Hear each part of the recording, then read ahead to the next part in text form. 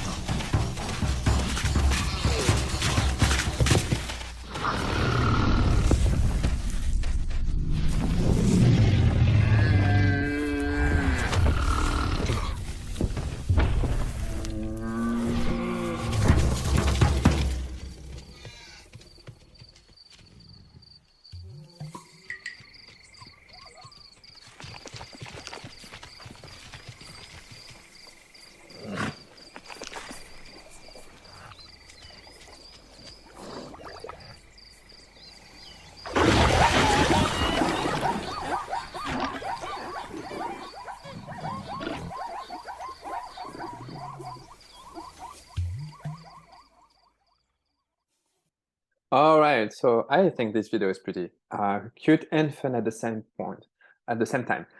Just before starting, I have the usual diet joke to ask you. Do you want to hear a joke about pizza?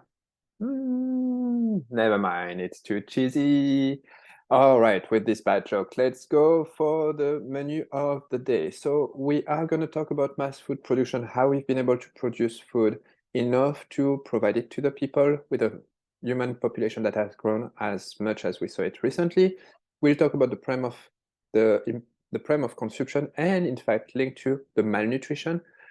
Then we'll talk about consequences from our mass food production and consumption, finally looking at some solution.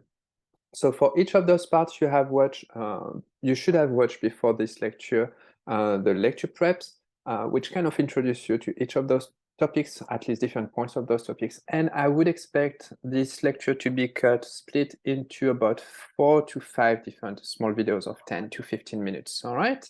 So let's, without spending more time, let's start with the first topic and look at the mass food production system that we have built and why we have built it. So if we look at the human population, we know that our human population is still growing and it's expecting to be growing up to the end of the century.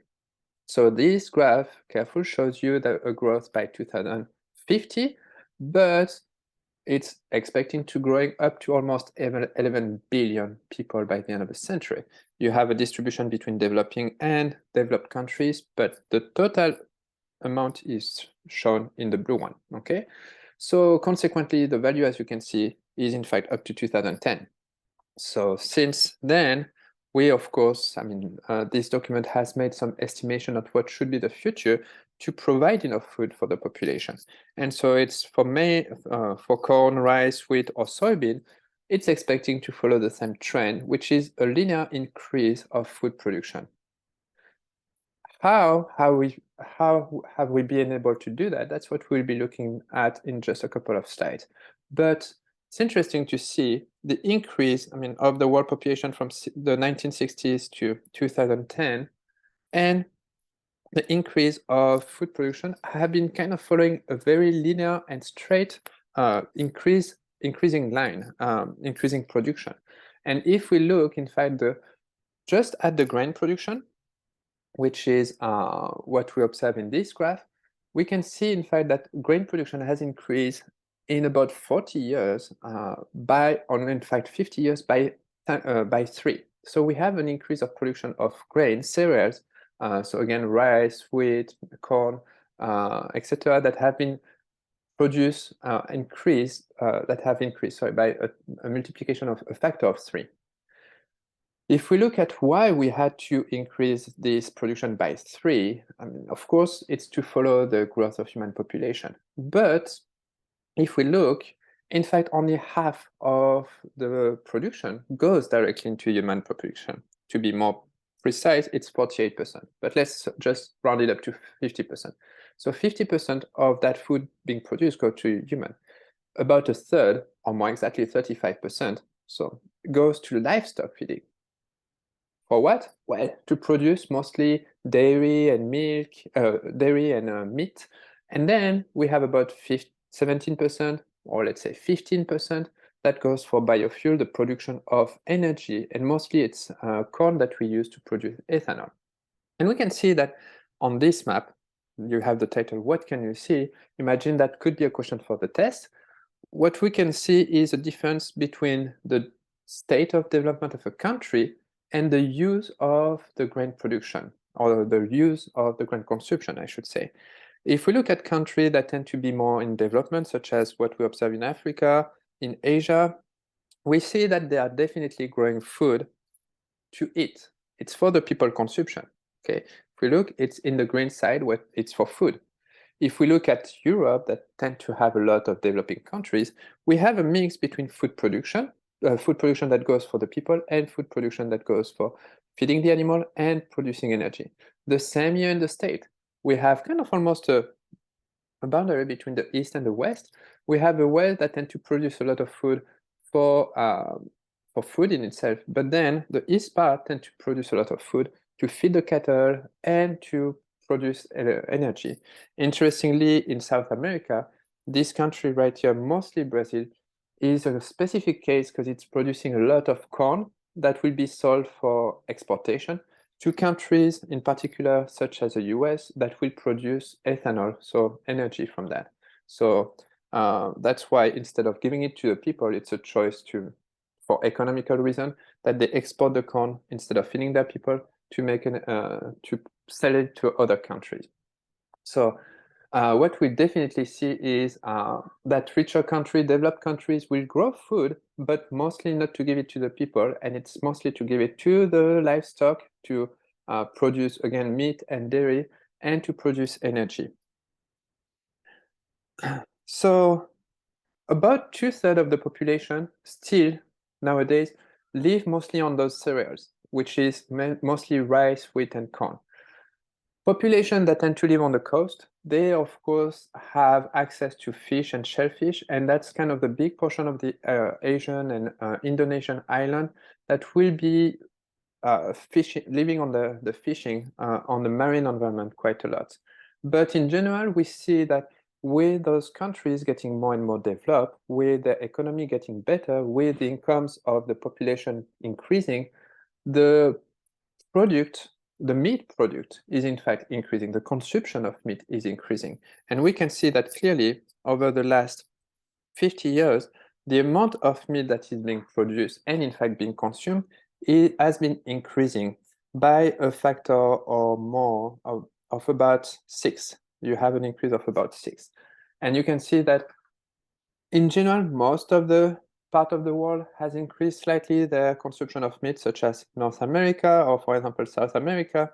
I mean, pretty good increase, but for example, in Asia, it has totally exploded. So that's something that we observe, and we will see that it has kind of a lot of impact on the environment. If the US, in fact, could use all of its food production, its crop production for the people, it would in fact feed easily more than twice the amount of the population of the US. It's estimated that was by 1997, so it's already almost 25 years from now in the past that the estimate was done. But at that time, the amount of food being produced in the US was enough for 800 million people. It's interesting to see that, I mean, the amount of food that we're making, 41 million tons of food, are used to feed mostly livestock that will be used after to make derivative products such as meat, such as dairy, etc.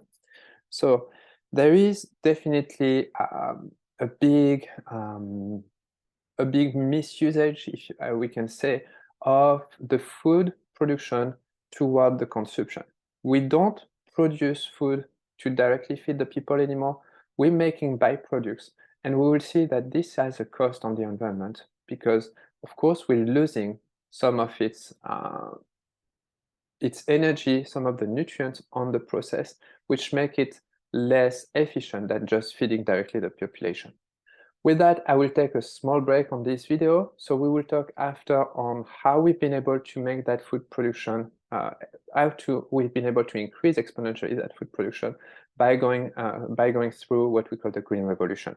So I stop there and I'm seeing you for the video number 2 in just a little bit.